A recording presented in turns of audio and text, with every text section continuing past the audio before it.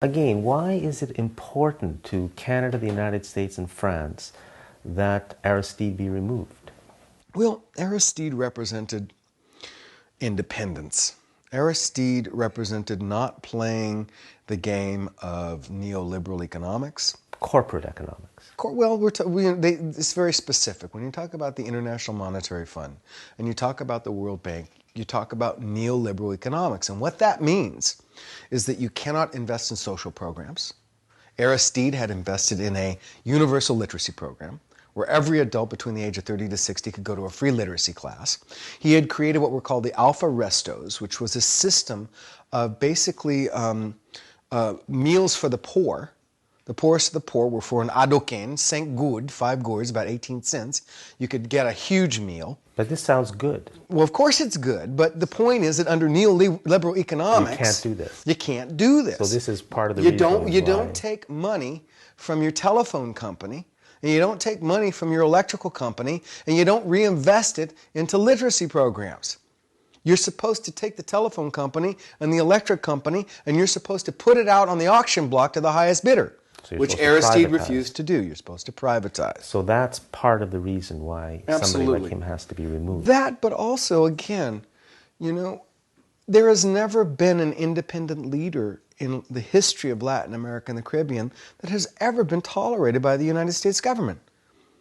Whether you go back to the example of Jacobo Arbenz and the CIA engineered coup against him in 1954, popular, democratically elected government, president, in Guatemala, overthrown by the CIA, Juan Bosch in the Dominican Republic in 1965, Salvador Allende in Chile in 1973, the overthrow of Aristide in 2004, the attempted overthrow of Chavez before that, and the current efforts of the U.S. government, along with the Canadian government again, to destabilize the democratically elected government of Hugo Chavez. Independence, any line, independent political line, that is more beholden to the interests of their own local people than it is to the interests of U.S. foreign policy has not ever been tolerated in this hemisphere.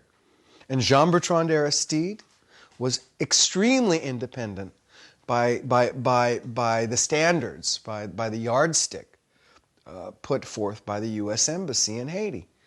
He did not fit the bill of a leader who would play ball with them and therefore had to go. And so Canada is part of this game?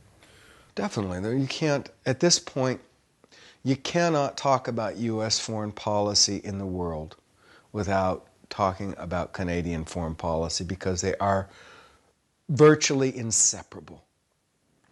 Canada has come to play. Canadian foreign policy makes U.S. foreign policy possible in today's world. Canada, let me give you an example. The United States would not be able to wage the level of warfare that it is waging in Iraq today without the role that Canada is playing in Afghanistan.